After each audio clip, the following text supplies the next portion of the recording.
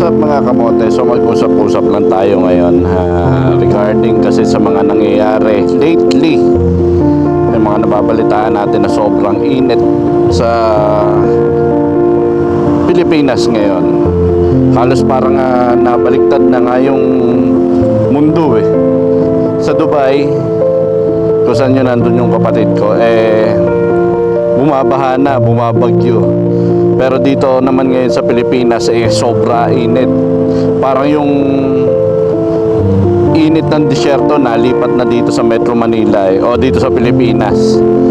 Kaya sa mga kapwa ko rider dyan, delivery man yan or motorcycle taxi, ingatan natin yung sarili natin mga kamote. Kasi iisa lang ang buhay natin eh.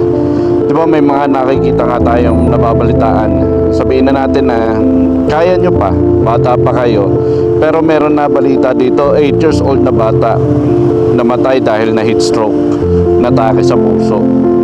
Bata pa yun, kung tutuusin kayang-kaya nun. Pero kita mo nasa bahay lang, namamatay na. What more pa kaya yun tayo nakatutok talaga sa init ng araw tapos nagtatrabaho pa tayo. Hindi biro yung init na nararanasan natin ngayon. Doble ingat lang o kaya triple o 4 times 5 times na pag-iingat talaga dapat ang gagawin natin eh. Kasi kung hindi natin aalagaan na sarili natin, paano na yung mga inaalagaan natin? May pamilya tayong nag-aantay sa atin. Kung nandun na tayo, gusto nyong buhayin yung pamilya nyo. Pero pag namatay kayo, tingin nyo mabubuhay nyo pa ba yun?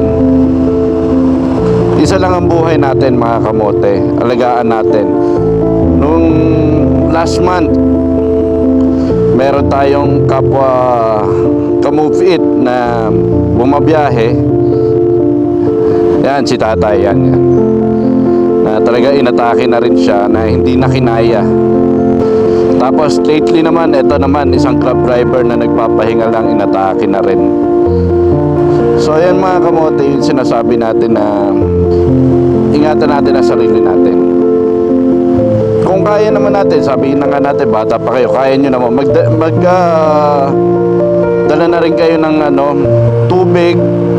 Tapos kung hindi talaga, kung wala namang pasahero, huwag na kayo gumapang, magantay na lang kayo.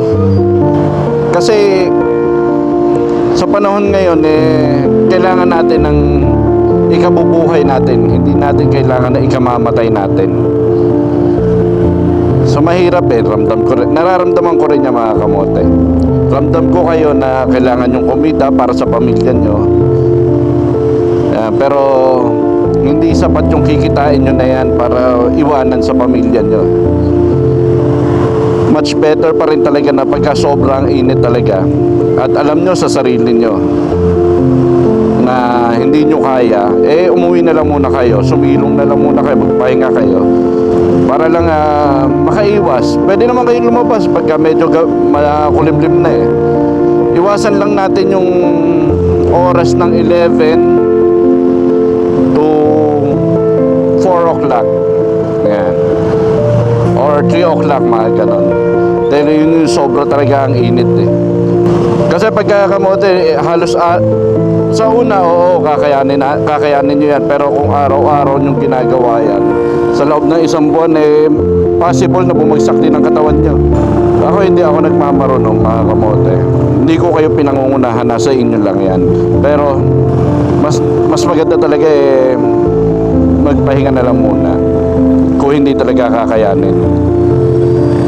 Isipin nyo yung pamilyang may iwan nyo if ever na may nangyari sa inyo. Ang pera madaling kitain, pero ang buhay wala tayong magagawa na dyan once na nawala na yan. Basta yun lang ang may papayo ko sa inyo mga kamote. Ingatan natin ang sarili natin. Priority natin ang sarili at ang pamilya natin, hindi yung kita. Priority natin ang kalusugan natin. Hanggat maaari, kung hindi kakayanin, huwag na munang ibiyahe.